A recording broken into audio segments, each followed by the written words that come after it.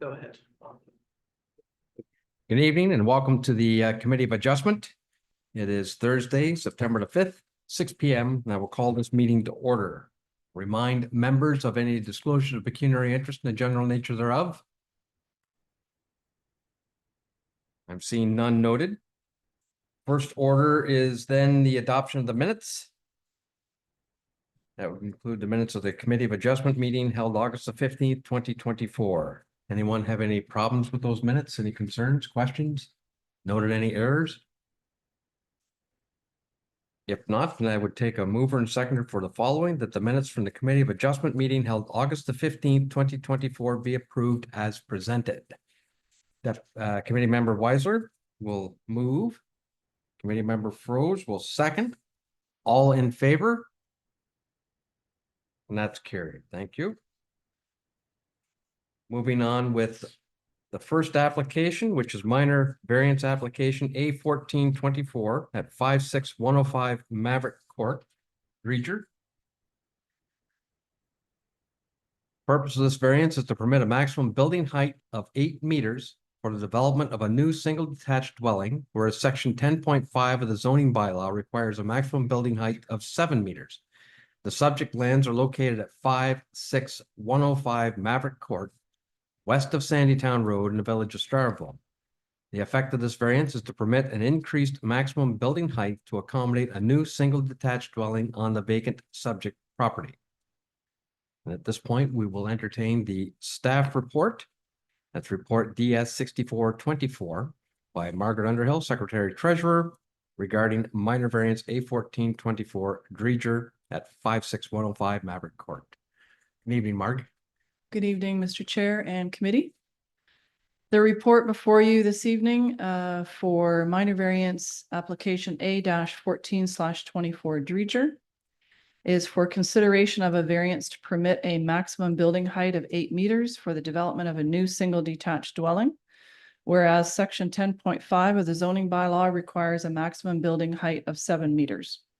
The effect of the variance is to permit an increased maximum building height to accommodate a new single detached dwelling to be constructed on a vacant subject property.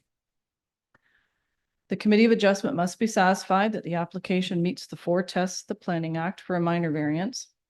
The planner's memorandum dated August 28 is attached to this report and provides a full analysis of the 4 tests and describes the variances required for compliance.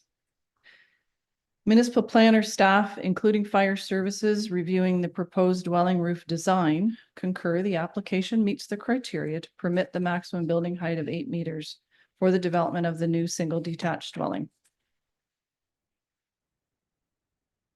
And I will leave it with you, Mr. Chair. Thank you for that. Are there any presentations by the applicant or agent on this particular file? I don't see any. No. Okay. And any public submissions? Or none. Okay. Committee questions and discussions. Does anyone have any questions? I'll ask one just for reminder, Marg. The calculation of the 8 meters is not to the peak, but it's midway between? Correct. Midway between the eaves and peak. Yes. Correct. Okay, just for clarification. As per definition in the zoning bylaw. Thank you. Yeah. Thank you very much. All right, if there are no questions, then we have a proposed motion that reads that the Committee of Adjustment Secretary Treasurer's Report DS 6424 regarding the Dreger minor variance be received. And that the Committee of Adjustment considered all written and oral submissions received on this application, the effect of which helped the committee to make an informed decision. And whereas the committee agrees that the proposed variance as presented meets section 45.11 of the Planning Act and is considered minor.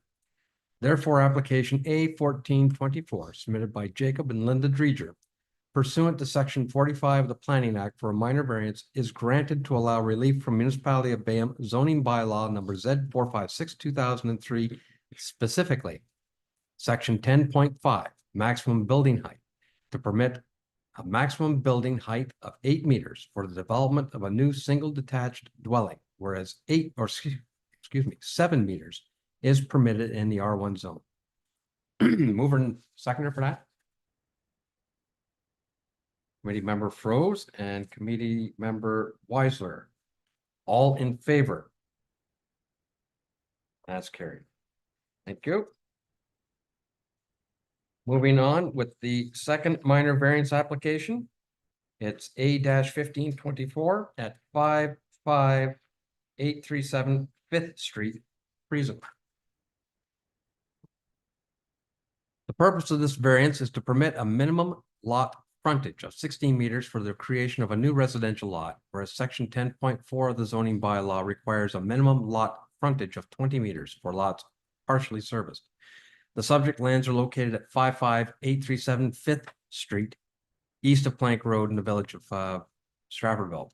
The effect of this variance is to permit a reduced minimum lot frontage for the creation of a new residential lot in order to clear the consent conditions of approval for Elgin Land Division Committee file number E4624 that was conditionally approved on July 24th, 2024. And at this point, we will again entertain a staff presentation. That's report DS 6524 by Margaret Underhill, Secretary Treasurer, regarding minor variance A-1524, Friesen, 55837 Fifth Street. Mark, please. Thank you, Mr. Chair, and to the committee. Appointed agent David Rowe has submitted a minor variance application A-15/24 on behalf of Peter and Agatha Friesen for their property located at 55837 Fifth Street, Stratfordville. They are proposing to sever a lot from their property. And in order to do so and satisfy a condition of a consent application, they have to obtain a minor variance for a reduced frontage on the newly created lot. So the variance would recognize a minimum lot frontage of 16 meters for the creation of the lot, whereas normally 20 meters for partially serviced lots is required. The effect of the variance is to permit the reduced minimum lot frontage and allow for the creation of the new lot. The Committee of Adjustment, again, must be satisfied that the application meets the 4 tests of the Planning Act for a minor variance. And the planner's memorandum dated August 28 outlines the full analysis of the 4 tests and the variances required for compliance. Municipal planner and staff concur the application meets the criteria to provide relief from the zoning bylaw section 10.4 minimum lot frontage and would allow for the 16-meter frontage for the creation of the lot. And I leave it with you, Mr. Chair. Thank you for that.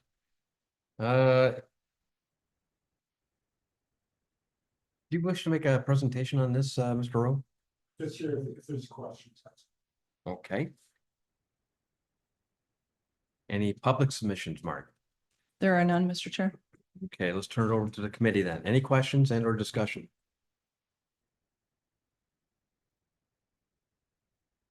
Okay, if I look at the map, and if I understand it correctly, it's part 5 and part 6 that's being proposed to be severed. So a total area of 930 square meters. So it meets the definition from an area perspective. That's correct, Mr. Chair. It meets the minimum lot area requirement. It's just simply a weirdly configured lot that has a narrow frontage. That is correct. Starts out narrow, but it widens as it goes, and it meets the minimum lot size. Mhm. And it can still be serviced properly. Okay, with that in mind, again, put the call out. Any questions by anyone?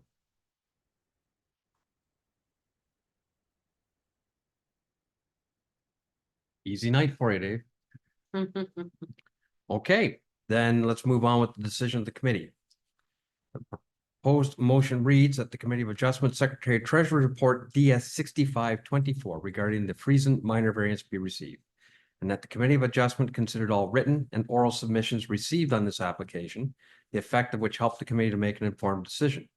And whereas the committee agrees that the proposed variance as presented meets section 45(1)(1) of the Planning Act and is considered minor.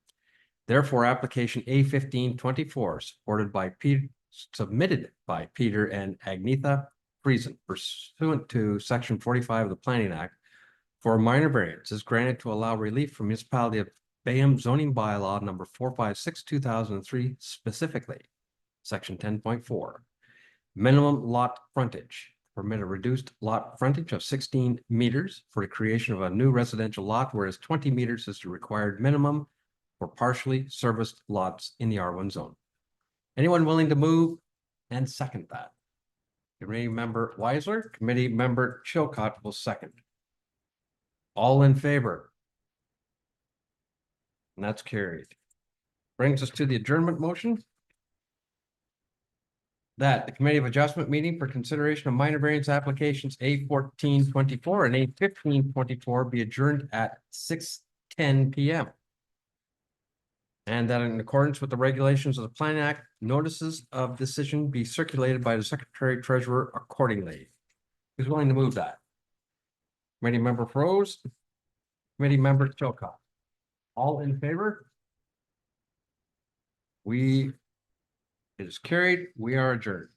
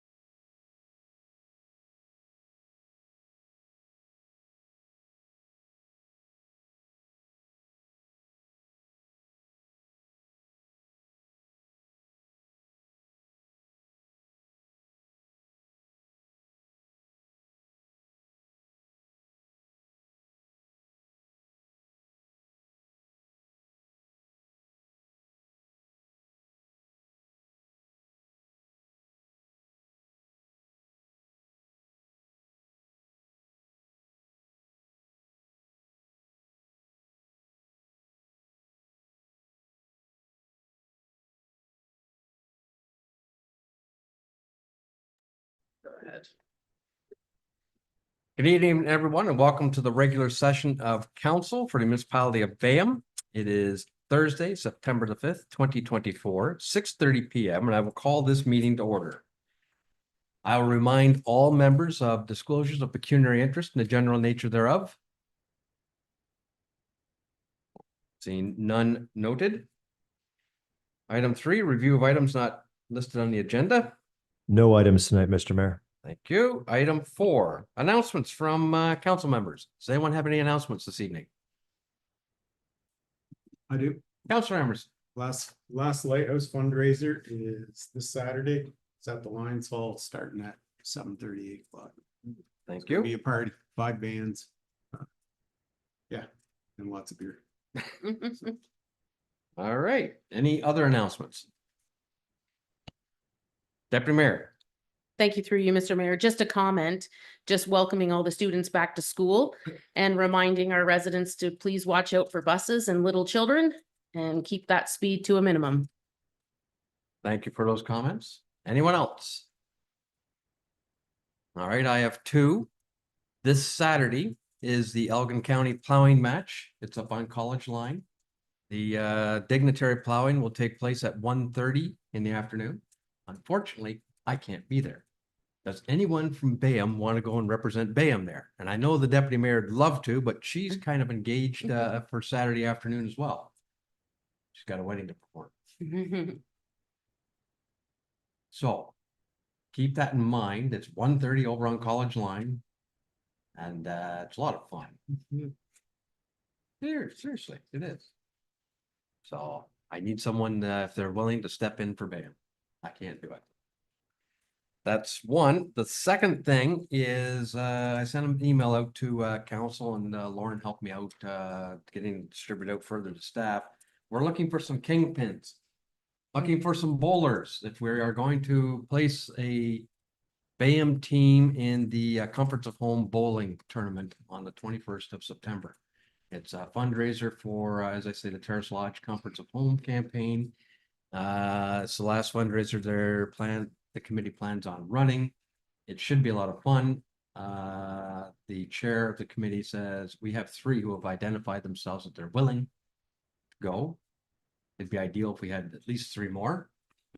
And those, even if you don't want to bowl, but you wish to participate, we could always use people out there fundraising for us.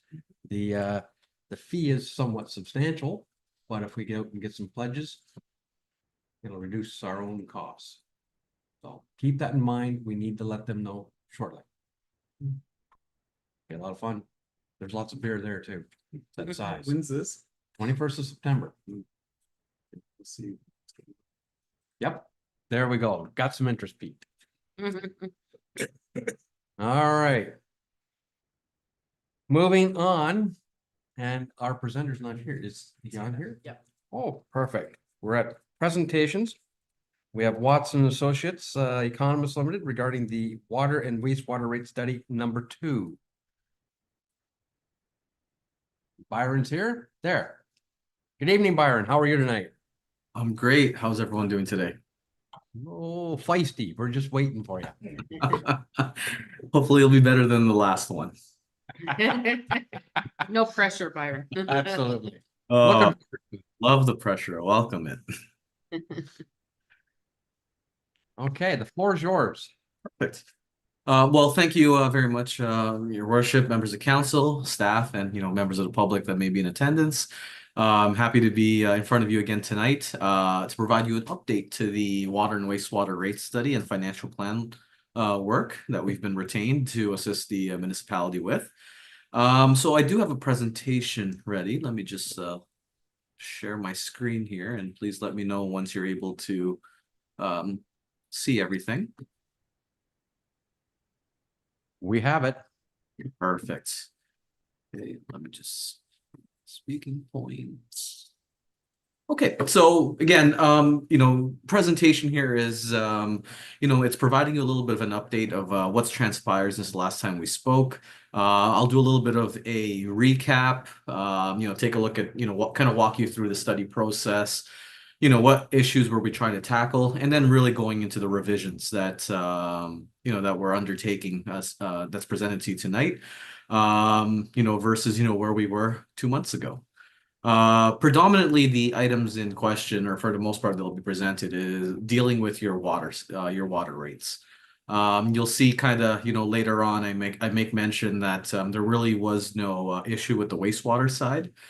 We are able to proceed with the similar rate calculations that were provided back a couple of months ago. However, the majority of tonight's discussion, if not all of it, is really pertaining to water. And then after that, we'll kind of go through the next steps. Now, there will be some slides that, and I'm not sure whether you have it in front of you. It may be a little bit small in terms of a font. So I'll try to walk you through as detailed as I can without boring you with gory details unless you ask for it. But at the same time, if there's any questions, I mean, please feel free to ask. I know there's a lot of scenarios that'll be presented tonight.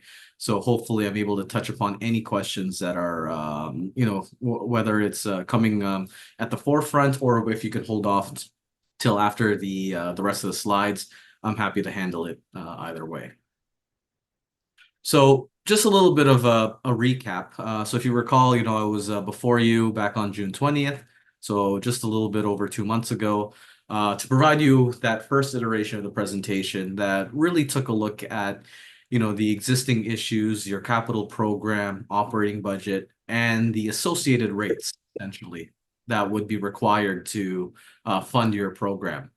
And really the main impetus of this is to get not only your water rates, but also to provide a water financial plan so that you can fulfill your water license application to get your permit, to basically, have a water system. Now, the main concerns, or at least the main observations at that time, was the rising cost of your capital, your operating, as well as all other factors pertaining to the operations and maintenance of the system. You currently purchase some of your water as well from the secondary system, so there's that cost that's now needs to be embraced as part of the calculations. And then as well, taking a look at your existing reserve funds. If there's any issues in the future, you want to ensure that you at least have the money, in your reserves to be able to tackle, any water main breaks, sewer main breaks, or really any capital items, as well as asset management related expenses that may be within the first 10 years, or maybe even beyond the forecast period that's outside of this study.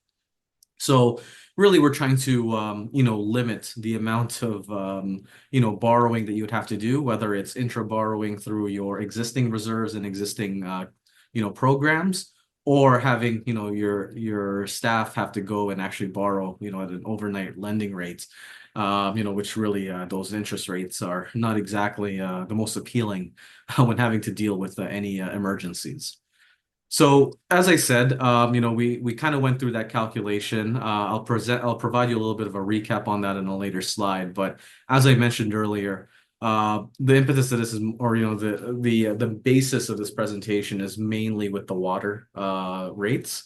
As I said, with the wastewater and speaking with staff, really with a 3% annual increase over the 10-year period, it was sufficient to handle both your operating budget, your capital budget, as well as the reserve balances in order to put you in a position to assist with your asset management beyond the forecast.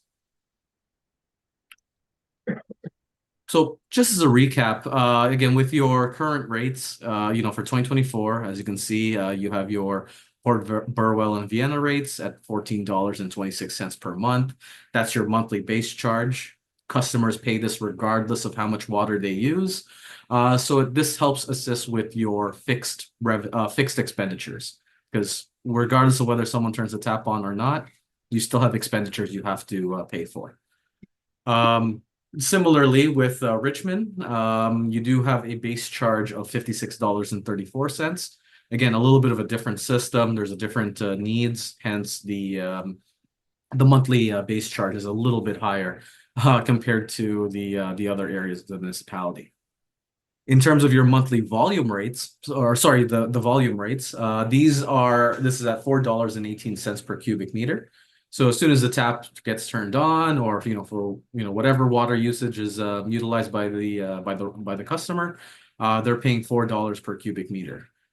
And then similarly with wastewater, we have a flat rate. So we're not basing this on any type of consumption. It's just simply $58.92 per month. Now, I'm going to go through the wastewater quickly just for a recap, because again, most of the issues are with water, but just to kind of get you, familiar with what we talked about 2.5 months ago. You can see with your wastewater system, we have about $37 million worth of capital. Now, most of this is going to be handled through your wastewater rates. There are a couple of items here with respect to your wastewater treatment plant, where it will be revisited at a future date. Once more information is known, especially on how the costs are being allocated, how they're going to be basically put to the municipality relative to what you have to share with other stakeholders. So that's something that's going to be parked for now. But essentially, our forecast here is about 37.7 million in inflated dollars. So this is from 2024 to 2033. And you can see the years of each project is denoted on the very right-hand side of each column. Now, in terms of the wastewater rate summary, again, this is just a recap of what was presented back in June. You can see right now your current rates at that $58.92 per month times 12, that's $707. So with the 3% increase, that's about just over a $21 annual bill increase from 2024 to 2025. And then you can see again with 3%, that then goes up to $750. So that's about a $22 increase, so on and so forth. So until we get to 2033, where it's $922. Now, again, keep in mind, you do update your rate study periodically. Again, depending on, the type of increases that you may, elect to tackle for your scenario for water, you may want to revisit, the water and wastewater rates sooner than, let's say, the 5-year period of your water financial plan renewal, just so that, it maintains the, the goal that you're still meeting the expenditures, both on an operating and capital side as well, based relative to your revenues. So that's the wastewater side. So now really I just want to get into the water rates, because this is really the basis of tonight's meeting. When I was before council, basically back in June, we presented 2 scenarios, and that's really what scenario 1 and 2. So that was, if you recall, we were trying to recover the full capital program and as well as your operating program, whether using debt or not having to rely on debt. Obviously, with scenario 1, that was the more higher of the 2 in terms of a short-term increase. However, over time, come the 10-year period, it had a little bit of a tapering off, because we were able to fully recover for all of the capital that would be required, at least in the near term. And then, once you got to that new plateau of that higher rate in the beginning years, then you were able to do more stable or, inflationary type increases rather than, full-blown, large percentage increases over a 10-year period. And then subsequent to that, we also presented scenario 2, which again had a little bit more of a relief to the water rate increases, because we were then relying on debt. But if you recall, having to have debt means that now you're tying basically an additional amount in your operating budget for having to pay that debt amount basically over a 25-year period. So, that was that was the other option that was being presented. And then if you recall through that presentation, you had requested maybe perhaps we relook at the capital costs with staff to see if there's any opportunities to perhaps delay projects, reevaluate some of the capital costs. And as well, you also had a council direction where we wanted to take a look at a delayed recovery. So basically looking at scenario 1 where, we had no debt, but at the same time, maybe perhaps, prolonging that required rate increase and delaying it to 2025. So essentially, sorry, for 2026. So essentially, when we were to pass the new rates in 2025, it would be more of a nominal increase at 5%. And then whatever's required in order to meet the capital program, that would then be a 2026 hit. So we ran that scenario.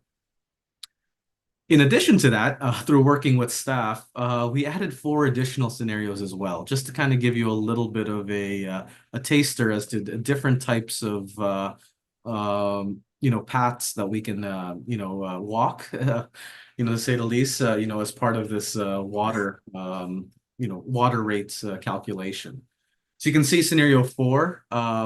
What we did was try to take a look at a couple of capital items that maybe perhaps could be done over a period of time. So instead of doing everything all in 1 year, maybe we can stretch it to over 2 or 3 years. And, again, this is all predicated on whether the performance of these assets can suffice.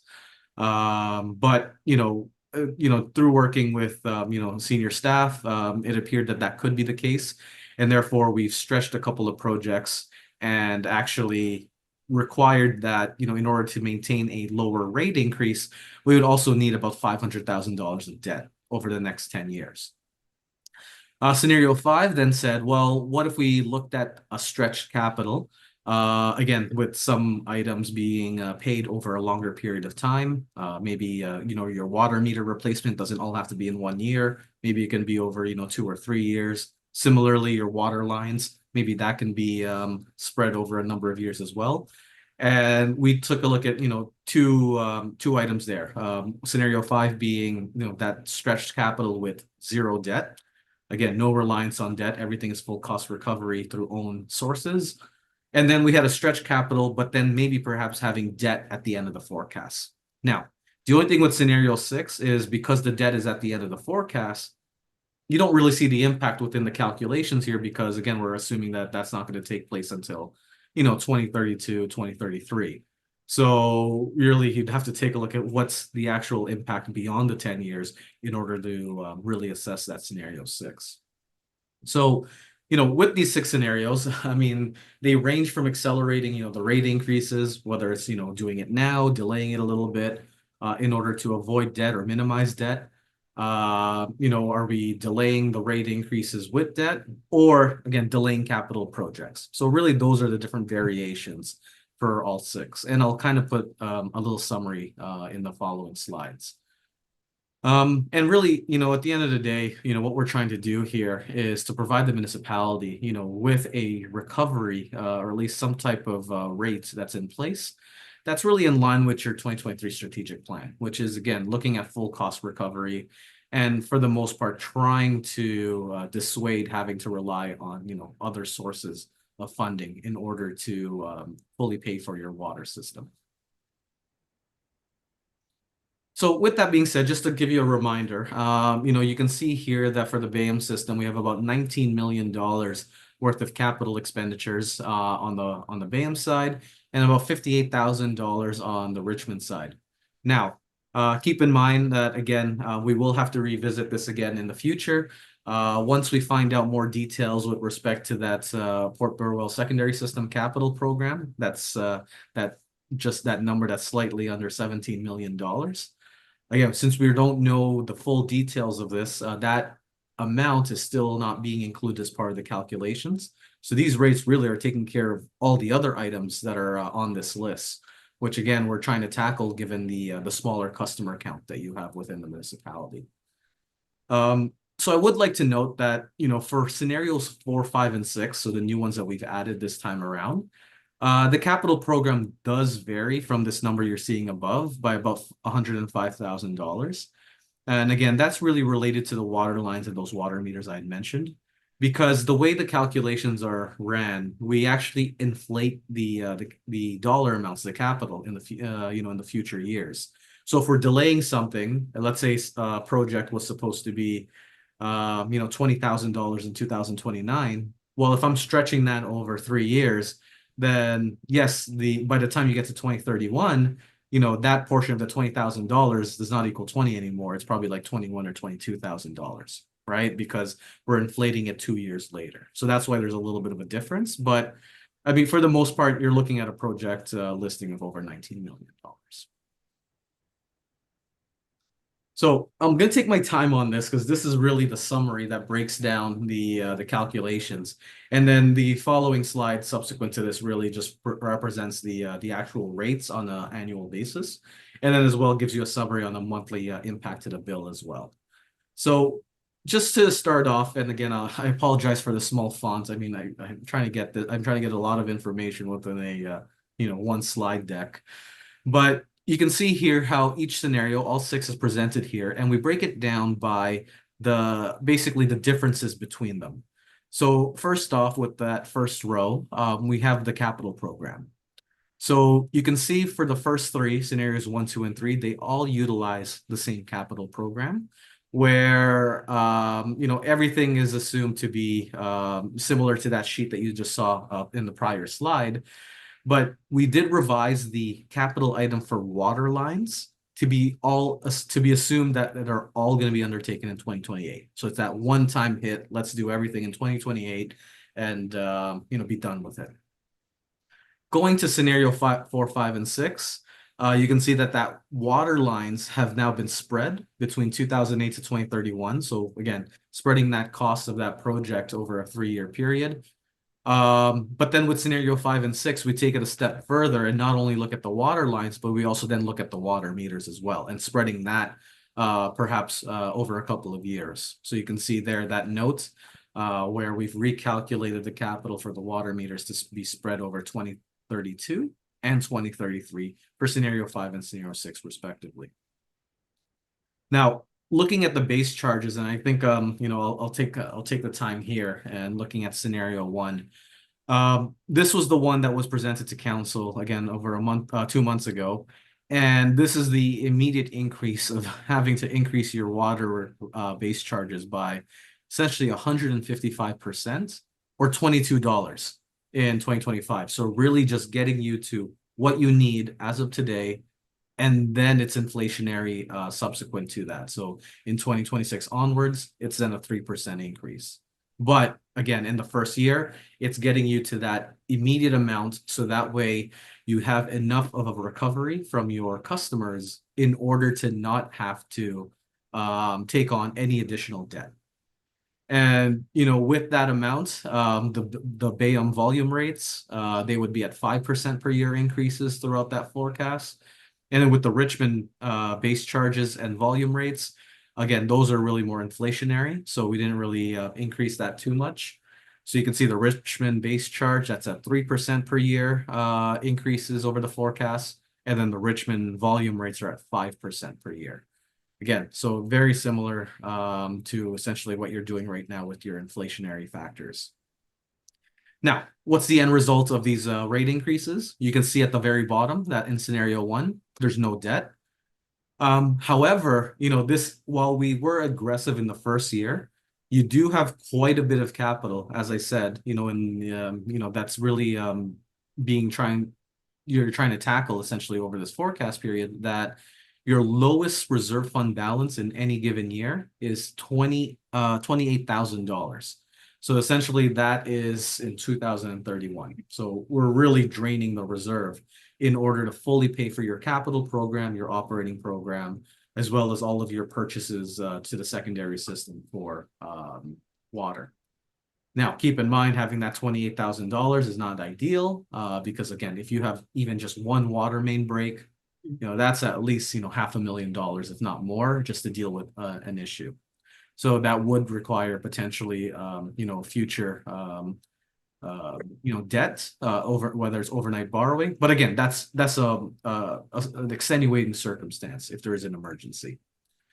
But then keep in mind, by the end of the forecast period in 2033, we are looking at an ending balance of about $576,000 in your water reserve. So you are building it back up again, 2 years later, because again, we're now at a higher plateau on your rate recovery.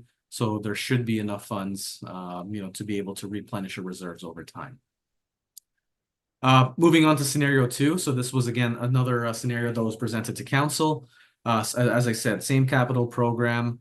However, with this one, the goal was to try and match the Bayham base charges to Richmond. So if you recall, Richmond's base charges was just over that $50 mark. However, we're not able to, really push it through, as a 1-year adjustment. So in order to smooth out the rates a little bit, that calculation in that scenario was actually trying to bridge the gap over time. So even though the Richmond base charges were increasing at 5% per year, the Bayham base charges were essentially increasing roughly by a fixed amount, so $10.21 per year. So again, in the first years, that's actually a 72% increase. But over time, given that it's a fixed amount, it actually decreases to a 16% increase by the time you get to 2030. So really, by 2030, you now have a base charge that is equal to both Richmond and Bayham.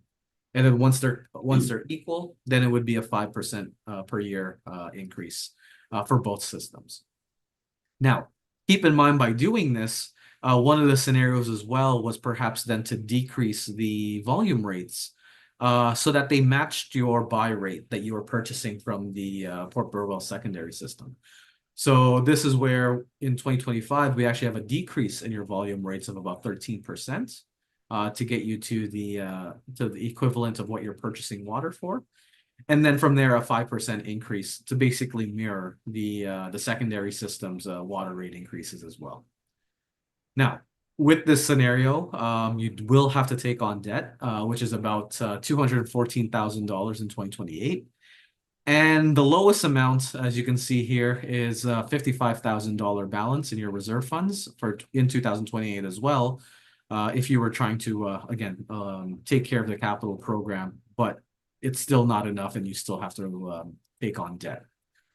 Now, given that this is a little bit more, aggressive in terms of trying to match your base charges to Richmond over time, you can see here that by the end of the forecast period, you actually have almost $1.5 million in the reserve balance. Again, this is to take care of any asset management that may be outside of the forecast period. Again, this could be emergency money, to take care of contingencies, etc.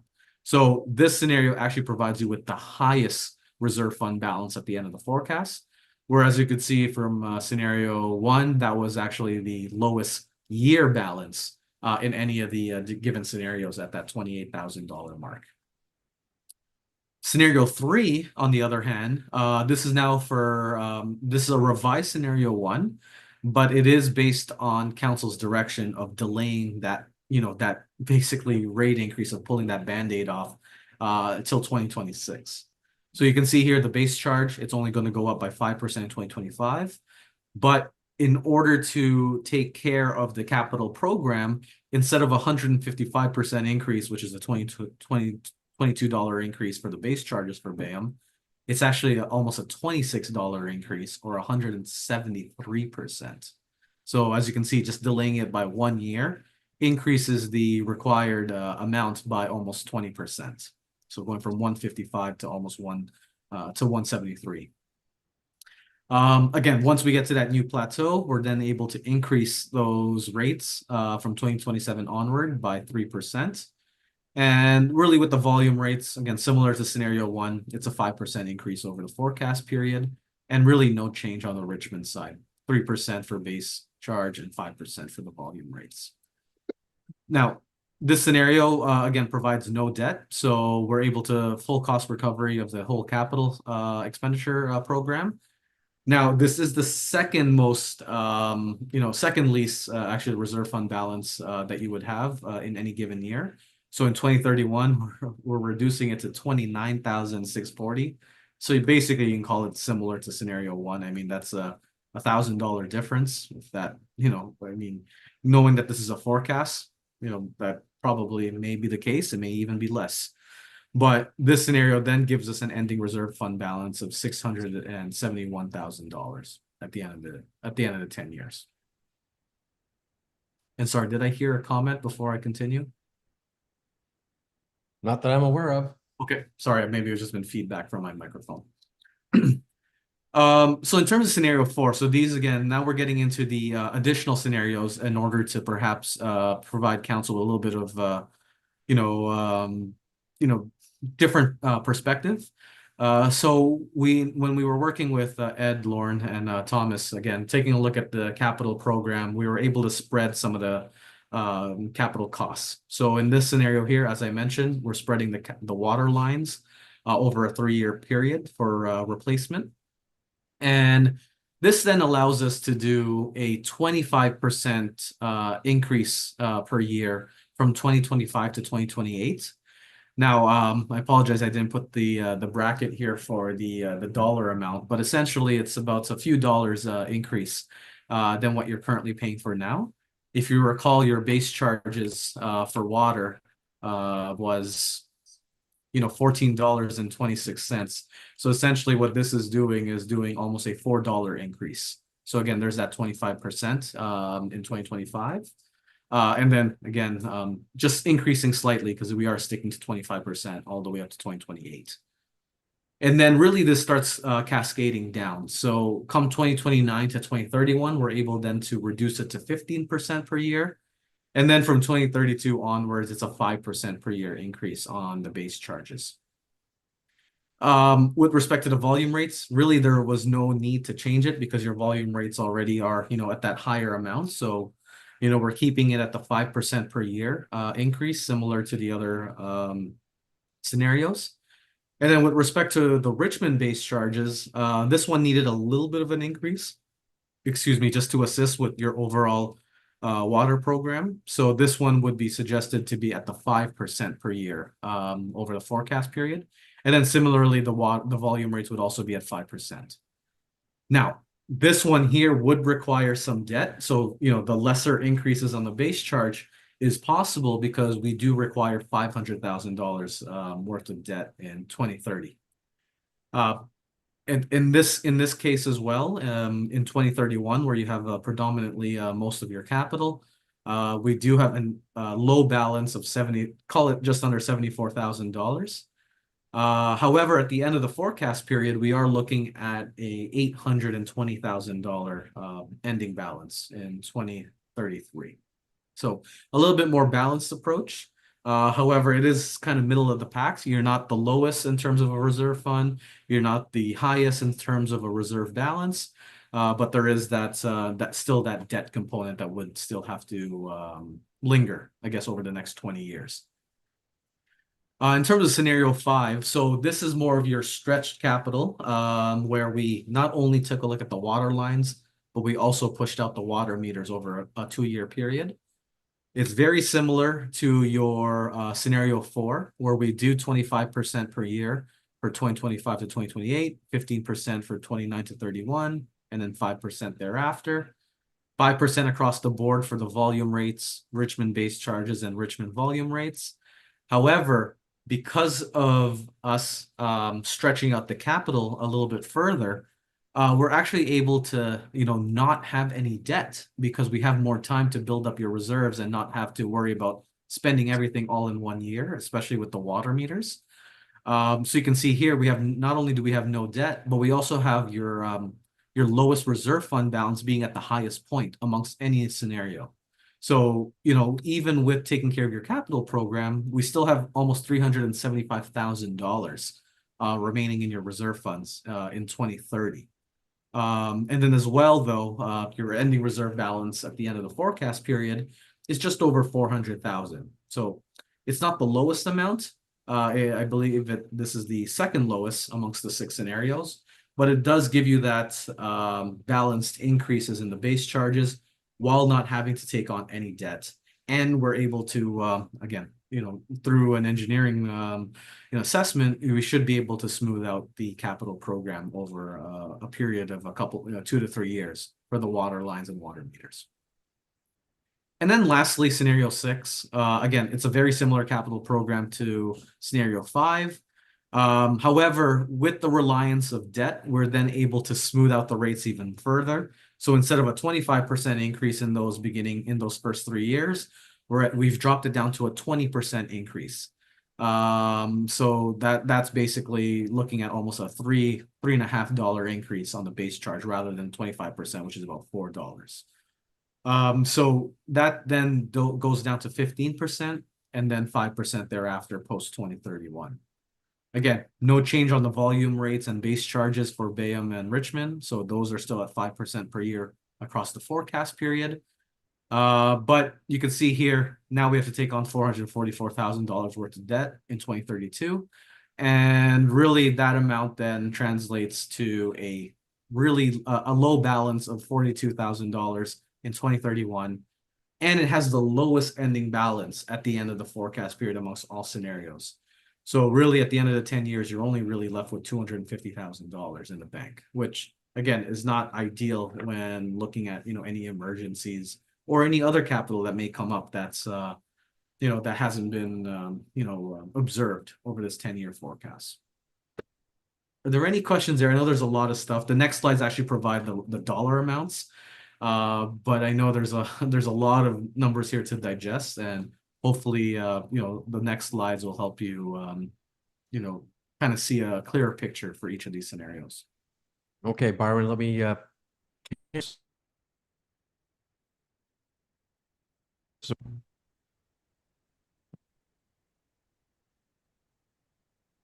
just one from me. Yep. You heard me. It's just this. Okay. Byron, the capital program that's forecasted from 24 through till 33. These costs are all predicated without any senior level of government grants, correct? This is That's- self-funded. Oh, through your worship, that's correct. I mean, the only ones that we just have to revisit later on in order to examine any potential funding from other sources are those large capital amounts, the PBSS, and then, again, with the wastewater that I mentioned earlier. Absolutely. So say we adopt any particular scenario tonight, something comes along, then these rates may be revised, as you say, 5 years down the road with the next study because of whether we're successful or not. But we have to be responsible and plan for no assistance, correct? That's correct. If you don't have any grants identified or any assistance from upper levels of government or other, authorities, it's hard to, to put in a number to say that you're going to get it. And if you don't, and you're under collecting, now you're in a worse position when you actually come to that year where you're having to fund these projects. Oh, absolutely. I understand that. I just wanted to make sure that everyone understood that, and even those who may be viewing or even in the gallery, that this is trying to be a responsible plan, self-funded. And hopefully we can find something to assist us. But anyway. Yes, that's correct. If you are successful in the future in securing any type of funding, obviously that would be the opportunity to revisit these type of increases because are they still warranted? Or maybe perhaps at that time while you are securing funds, have your, knock on wood, hopefully your capital program hasn't increased as well because, the trend right now is, tender prices and actual estimates once you actually go to, RFP. These are estimates at the end of the day, but what you actually get from engineering firms or construction firms that undertake the work may differ. Absolutely, understood. So again, from the chart and where we are thus far, are there any questions from anybody? Or should we move on into looking at the actual numbers now? Councillor Chilcott. Unmute yourself, please. Thank you. I just had a quick question, and you have 155 cubic meters of usage. What is the average person's usage or household usage? That is the average. Oh, sorry. Yeah, through your worship, great question. That is the average usage of a household within Bayham. So based on our calculations of reviewing your water consumption from the residential side, relative to your billable volumes, that was the amount that we ascertained over a 3-year average. Okay, thank you. I just want to make sure nobody gets like a bill that's 3 times that because they go over by 3 times or something. Yes, great question. Yeah, it's based on your customers' average information. Thank you. Okay. Any other questions at this point? Okay, Byron, let's move on then. So going to, so the next slides here really just provide you with the actual dollar amounts, when comparing each one. And I do have a comparison sheet at the very end that kind of tries to summarize everything again on one sheet. But essentially here, what we're trying to look at is the actual dollar amount that would be part of the annual bill. For both the Bayham system, the Richmond, and then I get near the end of the slides, I also have it combined with the wastewater amounts as well. Now, keep in mind, I also break it down into not only an annual bill increase, but also on a monthly bill increase as well. Because I think it's fair to say that, some customers want to see, well, what does it look like, from a month to month, rather than just, here's a dollar amount that's being increased. So I think that's a full transparency here. So you can see with the scenario one, where we are trying to do that immediate increase in order to pay for your full capital program. You could see how that annual bill really increases from, $819, assuming again, a customer utilizes 155 cubic meters of water, to just over $1,100. So that's almost a $300 annual impact, or a $25 increase to the monthly bill. And again, this is just that 1 year, going from 2024 to 2025. Subsequent to that, that's where we had those steady, I believe it was 3 to 5% increases. So that's where you can see here now it's just about that, that $47 to $64 annual increase from 2026 to 2033.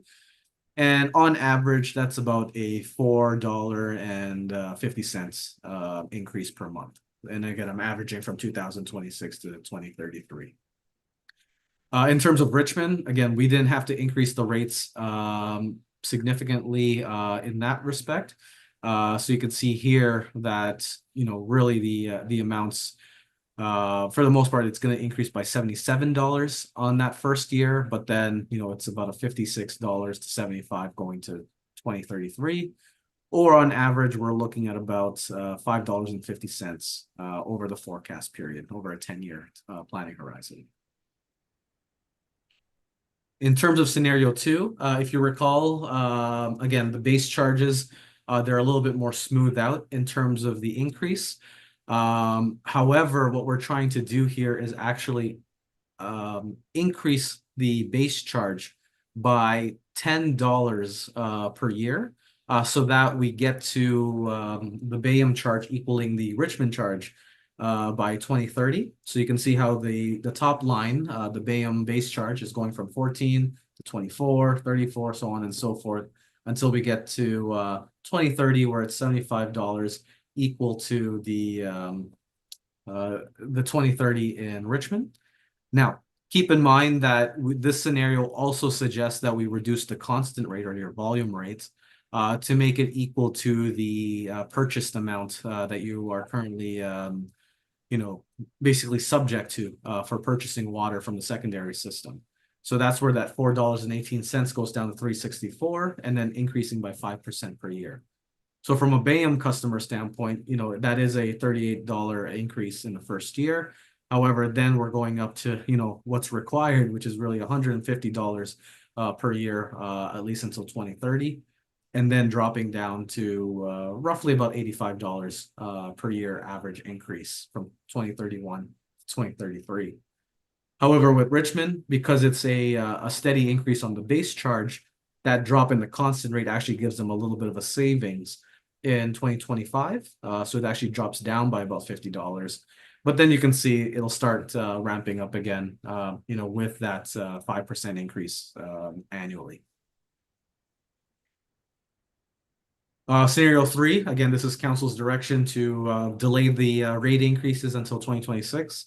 So you can see, just based on a 5% increase on the 2025, we're looking at a $40 increase on the bill in Bayham, and about a $52 increase in Richmond.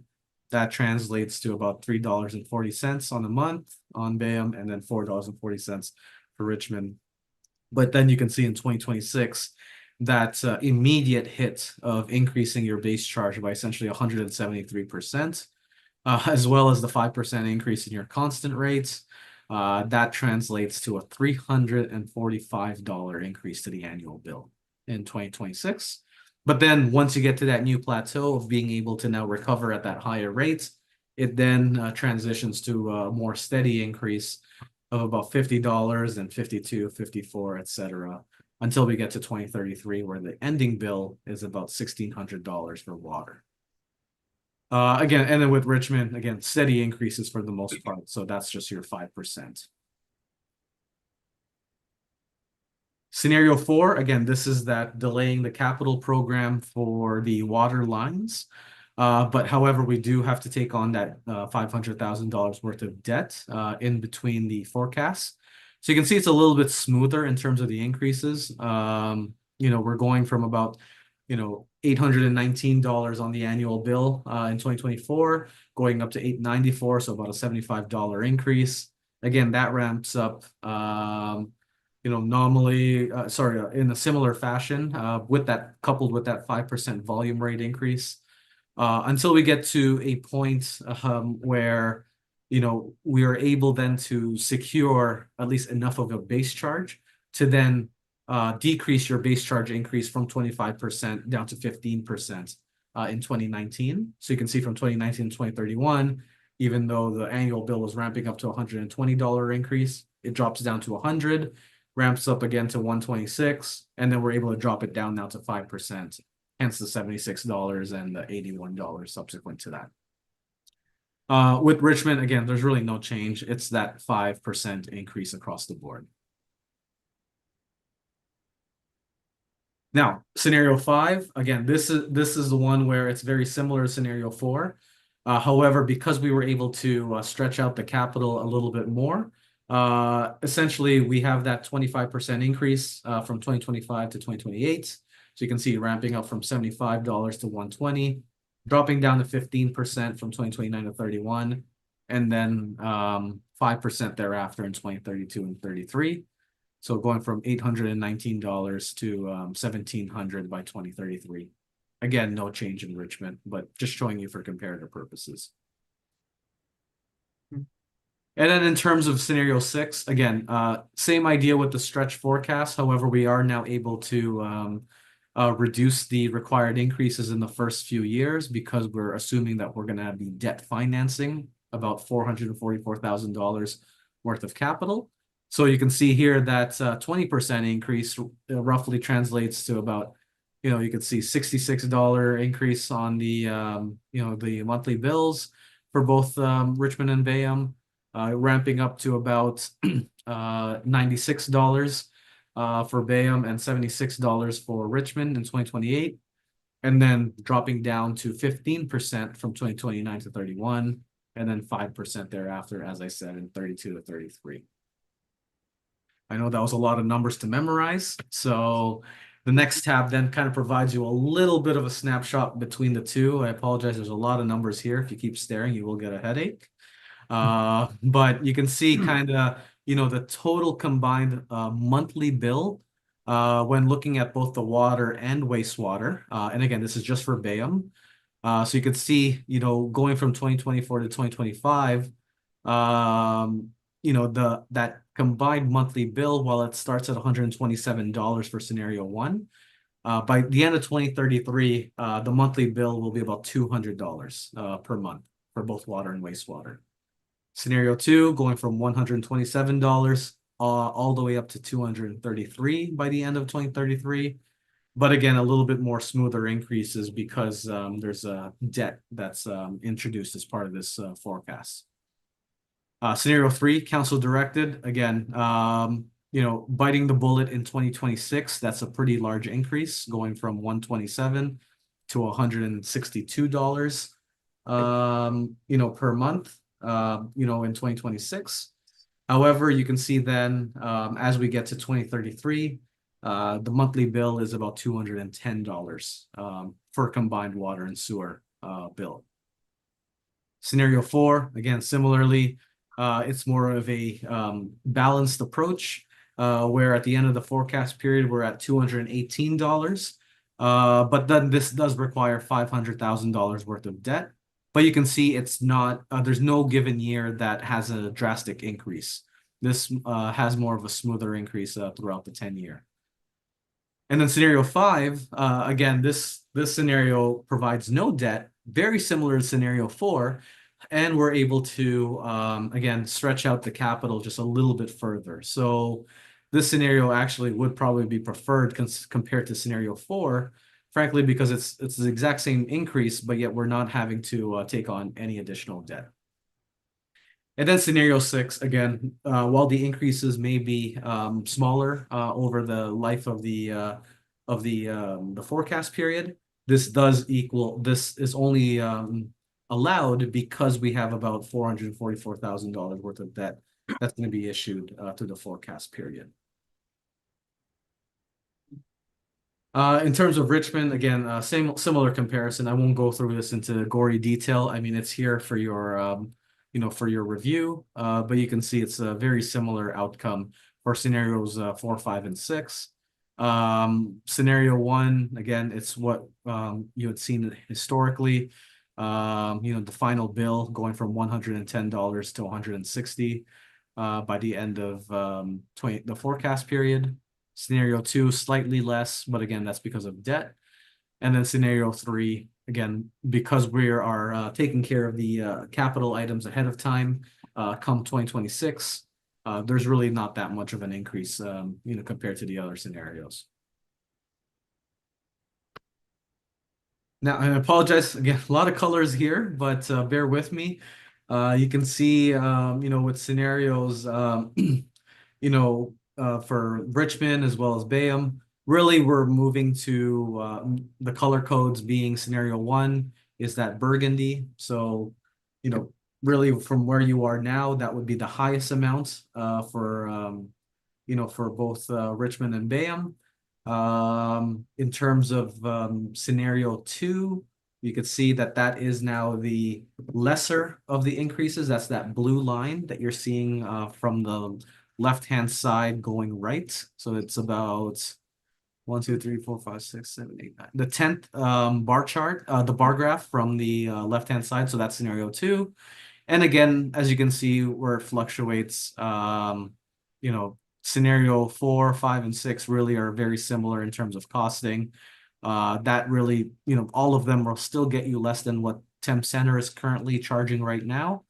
And really the only one here that would be the outlier is that scenario 1, because that would get you above and beyond Temp Center, at least in that first year. But then it's a nominal inflationary increase thereafter. The dark orange that you're seeing right smack in the middle of the calculations here, that is your current charges for the Port Borwell Vienna. So you can see anything to the left of that with all those other color-coded arrows. Those are representing those various scenario increases. But again, this is only a snapshot for 1 year, right? This is just looking at your 2025. It does not look at anything for 2026 all the way up to 2033. And then you can see with Richmond, your current scenario actually is the second last arrow. So you can see there that orange hatched arrow, that is your Richmond current. And the only one that would actually reduce your current Richmond amount would be scenario 2 because of that decrease in the volume rates. But then that's going to increase again over time. But all other scenarios just kind of keeps you in the same ranking compared to all the other municipalities. So again, this is for your information. As you can see, there's still other municipalities that are still higher than you, but that's a function of, again, their customer accounts, the type of capital they're trying to take care of, as well as the operating that they have to deal with as well. So that concludes the scenario presentation. As you can see, there was a number of items there. I'm sure staff have perspective as to what they would like that they may chat with you about if you have any concerns or comments with respect to any scenarios. But really, the goal for us now moving forward in order to finalize your rates as well as your financial plan is for council to consider a scenario. Consider the proposed wastewater rates as well that were presented historically, in the last meeting as well as today. and really, try to narrow it down to a scenario that you feel comfortable,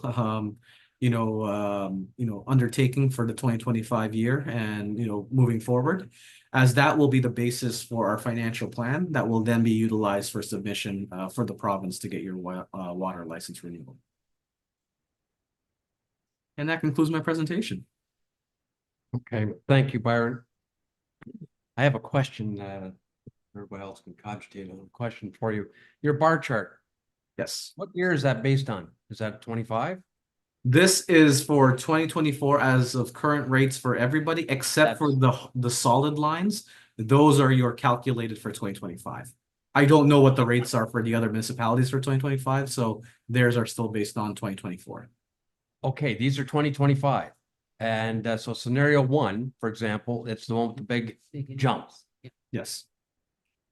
Okay, Yes, that is the very first solid arrow on the left-hand side. because I'm trying to reconcile with what your charts were telling me versus your table or your tables. The graph is showing me one thing, the table was showing me something different. So now I understand where it's coming from. This is just that one column, Yes, 2025. just 2025. It doesn't show what 2030 looks like. Or Yeah, 2030. unfortunately, because I can't do a 2033 comparison because I don't know what the other municipalities are going to charge, in 2033, because some of their rate studies, their 10-year forecast may only go out, let's say, to 2028 or 2029 because they did it 5 years ago. Okay. I don't have that information on hand. No, I appreciate that, Byron. Again, I just wanted to clarify it in my mind what we've got. Yes. Questions from council, anyone?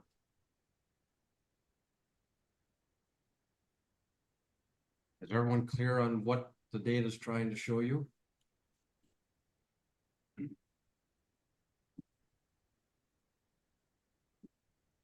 Deputy Mayor? Thank you through you, Mr. Mayor. I have a couple of questions, but they're more for staff. Is this the time to ask? Well, either Byron can answer them, or you've got Ed in the room, or you've got Lauren in the room. I would say this is the time. Okay. So through you, Mr. Mayor, if I may just ask Ed, and I'm sorry, I'm going to put you on the spot, Ed.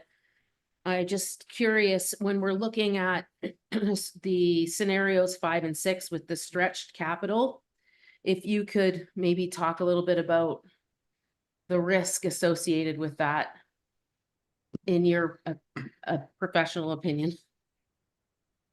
Yes, through your worship.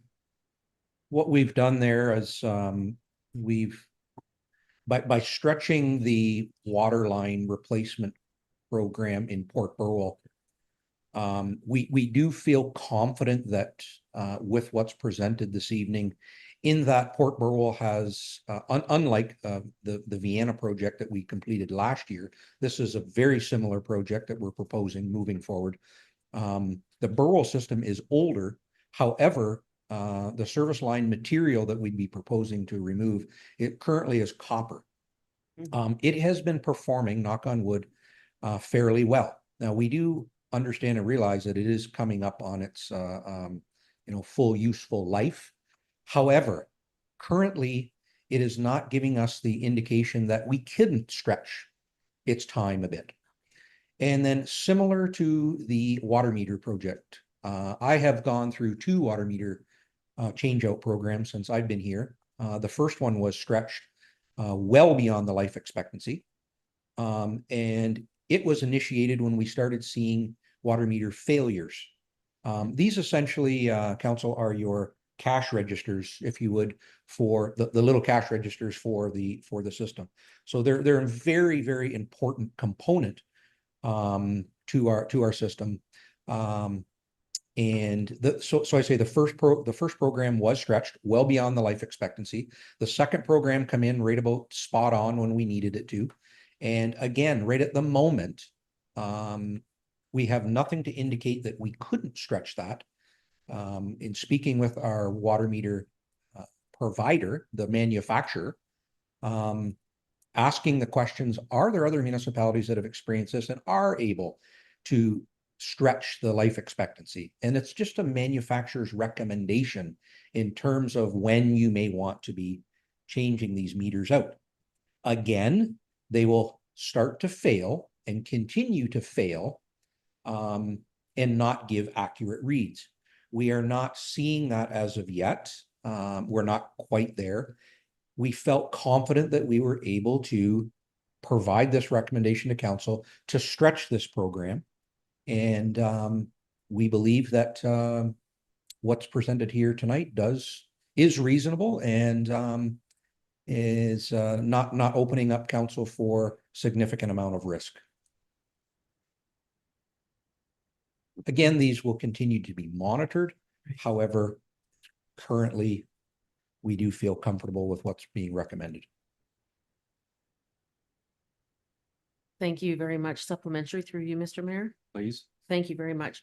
So when you're looking at the capital budget for the next 10 years and you're considering these projects, do you feel that the current budget has adequately addressed inflationary cost pressures that we're seeing, or are they pretty on the low scale? Do you think? Well, through your worship, we have certainly on the operating side and any capital in the past few years, there have been significant increases in operational challenges and whatnot. Those are not going to change. Recognizing the things have somewhat flatlined in terms of materials. One of the major expenses that we saw an increase on was the brass, stainless steel, and pipe that are utilized in the waterworks business. And they seem to have somewhat flatlined right at the moment. It's not to say that, between now and when we're potentially looking at replacement of water lines and things like that, that might not change. What I would be proposing when the time comes for Port Burwell is similar to Vienna, which was a tremendous successful program, thanks to a grant, would be to replace the copper lines that are in Port Burwell with the updated Municipex poly line, high strength poly plastic line, like we did in Vienna. Okay, just to clarify on the deputy mayor's question, I think what she was getting at, and just to make sure I heard it correctly, your forecasting does incorporate a significant or a sufficient inflationary factor to accommodate growth. That's correct. Good enough. That's correct. Thank you. Thank you. As supplementary? Yep. Thank you. Through you, Mr. Mayor. Just one, sorry, I had one last question. Thank you for your patience. Again, the new forecasting, the stretched scenario 5 and 6. I'm just curious as to your thoughts on when we're seeing ending reserves as low as they are proposed in scenario 6 in particular. Just wondering if you have a comment about that, or if you think that would be risky. Would it be better to have a higher reserve overall? What do you think our risk is? Through your worship, in my opinion, I've been, I guess, of the management practice and style of keeping the reserves healthy. My opinion, myself, I'm a no debt kind of guy. However, I will operationalize moving forward what council approves. Fair enough. Fair enough, Ed. Thank you so much. Well said. Well said. Well said.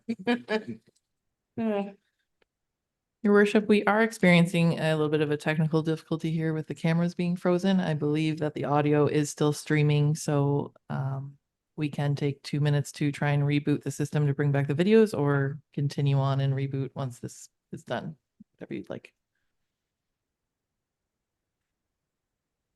I would say, Councillor Chilcott, you can still hear us? Okay. Oh, there she goes. I would say as long as we're still audio, can we continue with this particular session, get this one done, then we'll still take a quick break. Maybe you can reboot and go from there. Can you still hear me? Yep, we can hear you. Okay. Okay, any further questions then for either Byron or staff? From any member of council?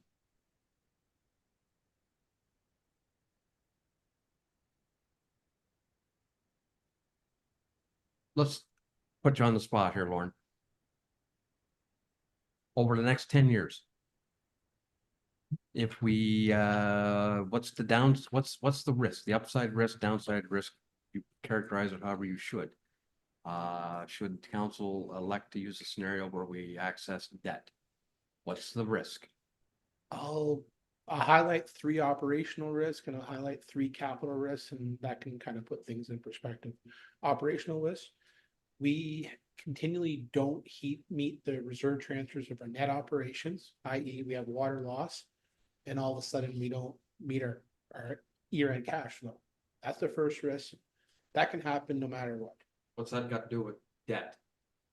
The debt, the more water loss you have, the less you're going to have an end of year net cash flow into your reserve, which means your debt use at the end of the model gets even larger.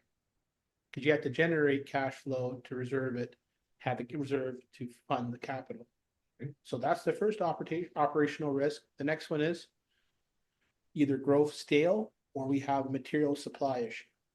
Right, as Ed indicated to you, materials have slowed from operational and capital, mostly due to supplying constraint issues from post-COVID, improvement with Europe. A fair amount of the operational and some of our capital is procured from California, and there has been stability in that market. The only downside is all municipalities all throughout North America are going through the same capital boost and boom cycle with water. So there's going to continually be demand. That's our 3 main operational risks. From a capital point of view, materials get higher than on RFP or tender. We don't have enough money to fund it. You have a deficiency. That's the first risk. A piece of equipment fails outside of its life cycle, that it's not in the model. That's the second risk. Third one is we don't know what interest rates could be when we need to use debt. That's an unknown. Right now, we're going through a deflationary period of interest rates potentially. Debt can be used for 2 things. 1, as a placeholder if operations generate positive cash flow. 2, if we get a grant in the 10-year cycle. In the last water study, we didn't factor in the Green Line grant.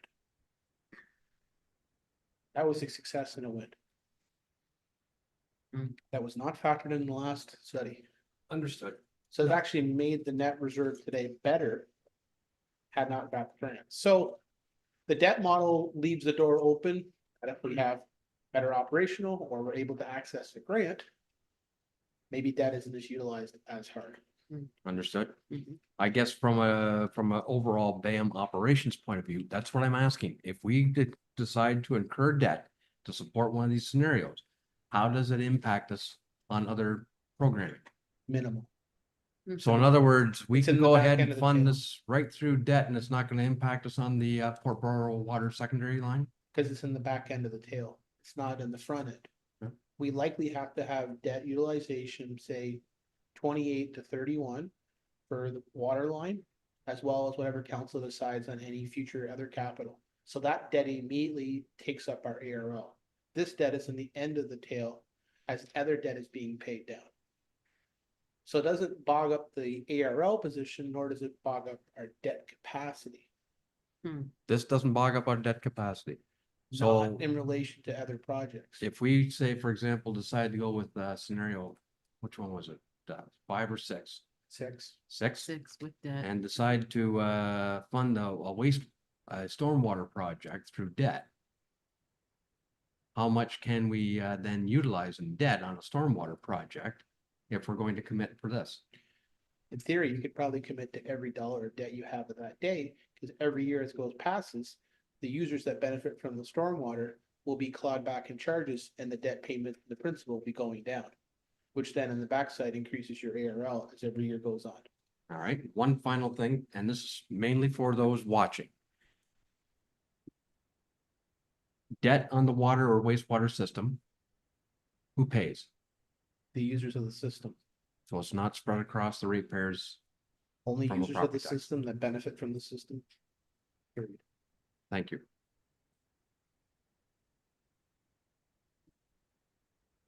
Okay. Any other questions from anyone?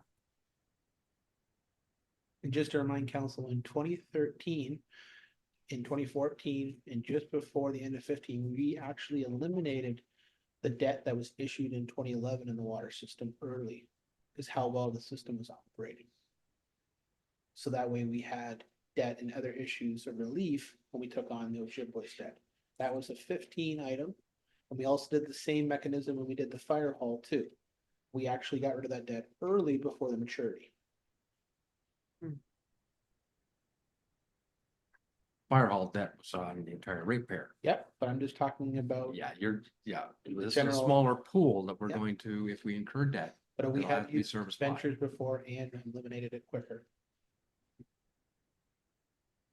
Okay. Hmm. Any other comments or questions? Let's open it up to anything, Rick. The only big takeaway between 5 and 6, other than the debt, is the stretch. And Ed's kind of alluded to it, and it's something that council should be cognitive. Like what we do with our 10-year capital programs for all departments, we set basically like a rolling procurement. There is some downside risk, potentially, if we want to buy meters in bulk. Maybe the vendor says, I want this in 1 year, not 3. We pay a premium on that rate. Occasionally that happens a little bit, but that could be something that we negotiate on contract. That's about it from the stretch point of view. Thomas. Just a quick follow-up to the treasurer and Mr. Rollison's comments that with the stretch capital and the water meters operational warranty end of life is effectively 2030. Mhm. So if we're stretching the capital program for this item into 2032, 2033, there is an increased chance, as he's identified, that we start seeing failures that require procurement sooner rather than later. In light of that, we have had discussions, and it may be beneficial for council to consider a scenario that has no debt in case we have to utilize it early, but also has a higher general reserve balances over the back end of the period, which would be scenario 5 over scenario 6. Mhm. Scenario 6's end of reserve balance is the lowest of the 6 scenarios, and with a low point in 2031 of $42,000. If we are in a position where we have to procure ahead of the plan in 2032 or 2033, that debt figure of 444,000 might be light. So that is also worth considering from a capital perspective. Okay. So essentially then, from what I'm hearing, you're suggesting if we back ended debt onto this proposal, then the chances are we may or may not have to use it. You get a grant, you don't have to use it. Right. If the equipment pushes past Right. manufacturer, we don't. There's a couple of variables it leaves some open-endedness. If we're looking at for fiscal financial prudence, scenario 5 is the scenario that doesn't leave anything to chance. And if we get a win and one of those assets can be extended, we get a win and we get a grant, guess what? You got a heavier reserve transferred for the next study, the next model. Doesn't mean that staff won't continue to look for small, micro, quarter mil, half a mil, any grants that, doesn't put the EBSS applications in the future offside. Just like the green was factored in our previous one.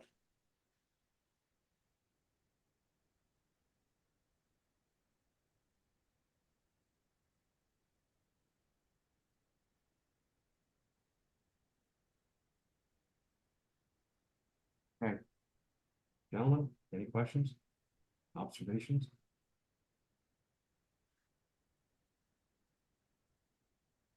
Okay. Oh, Susan's got. Sing out, Counselor Chilcott.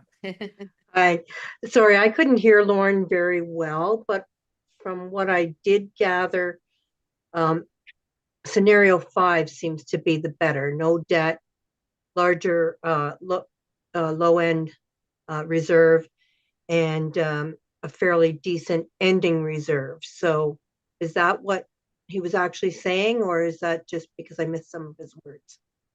That is correct, Councilor Chilcott. Thank you.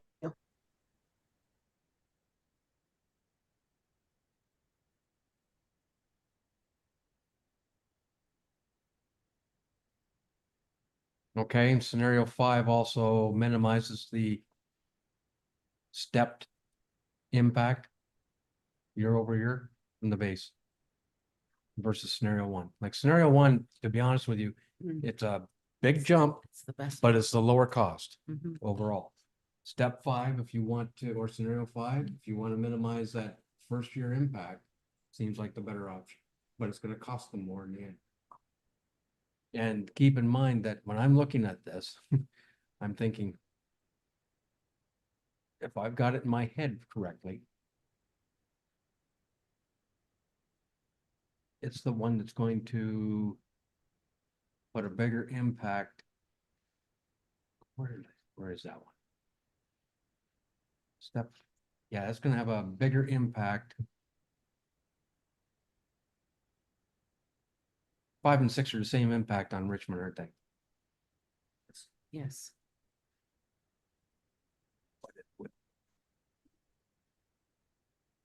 $75 or so more at the end of the day. No, be a lot more than that. $125 more on Richmond. Yeah. So what's your pleasure, council? What do you want to do? Through you, Mr. Councilor Mayor. Emerson? I think either 3 or 5 least financially risky in respect to reserves, and it kind of meets the needs of the users of the system, or relieves some of the increase, because the increase is the increase. It's going to cost what it's going to cost. It's just how we get there. And either one of those to me are the least painful and the least risky. And by the way, I really appreciate staff bringing forth all these different options and seeing which way we could go. It's a clearer understanding of where we stand on all our options. I really appreciate that.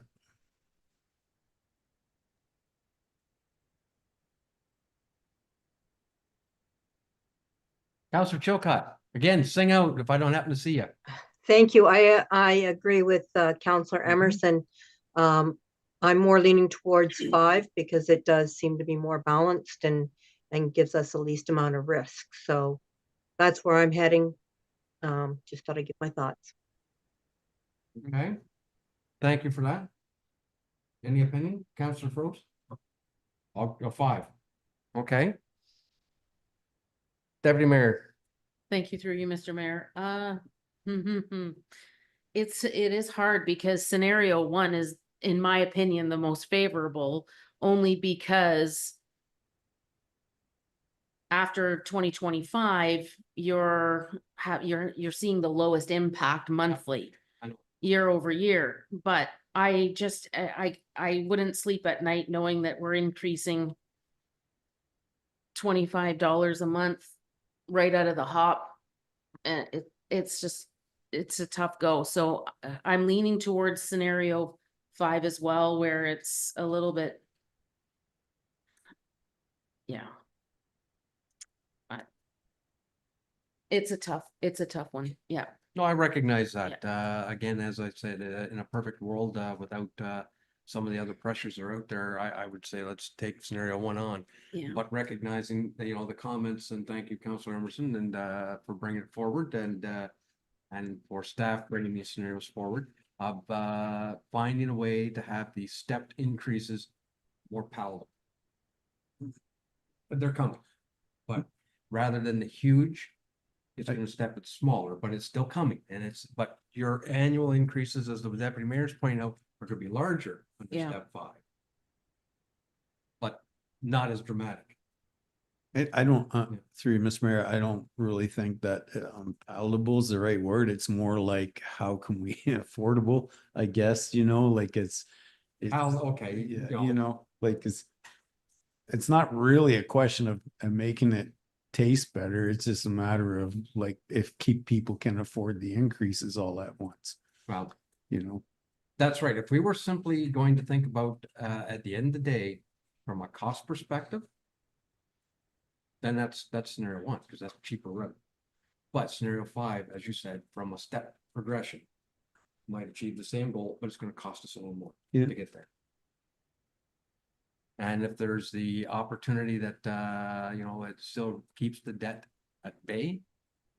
And you know, the nice thing, you know, as confirmed through Byron's report and through staff, that these costing schemes are not reliant on grants at the moment, because they're not, you can't predict that. But should grants become available for this, then when we review this costing, perhaps those scenarios change and those rates can come down. So through you, Mr. Mayor, question to Lauren, does a little bit of debt financing make, like, say, option 4? I know it kind of hits the reserves a little bit in that 1 year, but were you intimating that that's a better way for flexibility and grant access I misunderstood your point when you were talking about 4 before. Through your worship to Councilor Emerson, it was scenario 6. It's at the end. Scenario 6 is basically, we're gonna use this, it's like kicking the can, but you guys aggressively know you're kicking the can and you're gonna make all turns and all roads of opportunities to not kick it, i.e. find application, find a green, find a meter program, find a water line. Try to find efficiencies in the system. Try to maximize useful life of an asset. We can talk about that through the blue in the tooth when we come up to the capital budget. How can we get an extra 2 years out of a 20-year asset? How can we stretch it? There is risk. 6 basically gives the backside risk, knowing that we have aggressive work to do. Is it the most conservative approach? No. But to answer some of the general questions and comments from the council is, anytime you have an increase greater than a single digit, doesn't matter what bill it is, it's not palatable for anybody. But shouldn't we be through Mr. Mayor, shouldn't we actively be aggressively seeking those financial options anyway? If We we always pick are. H or 5? We 4, always 3? are. Absolutely, and I agree, yeah, they always will, but it comes down to what level of risk does council wish to assume on behalf of the client here. And reverting, we didn't have that in the last plan, and we got over a 900,000 grant. And imagine what our rates would be today in a reserve position without that. We wouldn't have done that capital, and that capital would be on tonight's rates even further. Yeah. So that's perspective, because that capital was brought forward quicker. And hypothetically, if there's a grant, and Ed and Thomas, we've discussed this, if something comes quicker, it gets brought up quicker in the capital, whether it's at 20 years, because the timing is right for an application. Hopefully we're successful, just like we were in the past one. That's how we have to approach these things. We seek opportunity and try to maximize the best yield.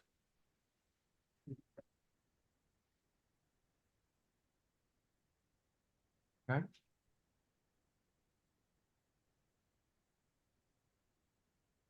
All right.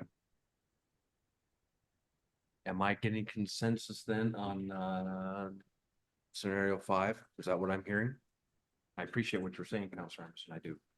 And it's a little more attractive, a little riskier, but still, yeah. But am I hearing consensus from members for 5? I would take 3, but if you take 3 or 5, okay. Deputy Mayor.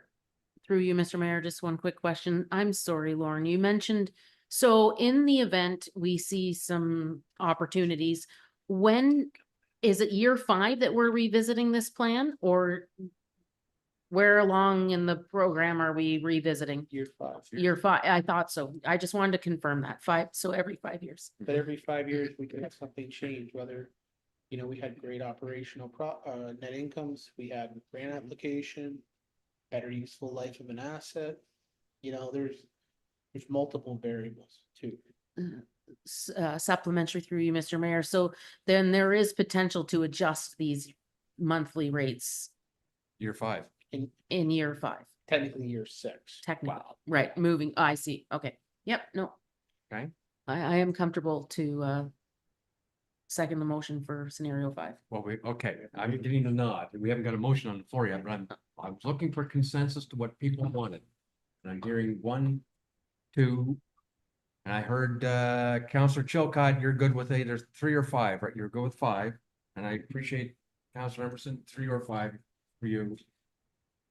Shall we put a motion on the floor and see what people think? Megan, please. Motion reads that the presentation by Watson and Associates Economists Limited regarding water and wastewater rate study number 2 be received for information, and that the Council of the Corporation of the Municipality of Bayham approves scenario 5 for the Bayham and Richmond water systems, and that the Council of the Corporation of the Municipality of Bayham approves the Municipality of Bayham water and water or wastewater rate study, and that staff be directed to bring forward a municipal water supply system bylaw and a municipal pollution control system / storm sewer system bylaw, implementing the Municipality of Bayham water and wastewater rate study for council consideration.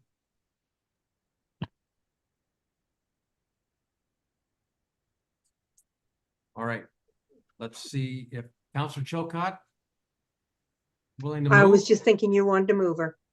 Thank you. Okay. Let's put it on the floor. Deputy Mayor Weiser. I will second. Okay, now. Any questions or comments from anybody before I call the question? If we're about to step into it here, I expect staff to reach out and tell us that, That's ready to roll. okay? Let's call the question. All in favor? All right, that's carried. Thank you. And thank you very much. Thank you, Okay, Byron. thank you, Byron. Appreciate it. Pleasure to be here. Now, we're going to call a recess. We got a public meeting coming up in just 3-4 minutes, but we need to reboot the system and see if we can get our cameras online. All right, so recess, but stay within hail. Great, thanks. Thank you. So Sue, I'm going to have to just end the Zoom, so you'll have to re-enter in a minute or two, I was okay? just about to ask you that. Thank you.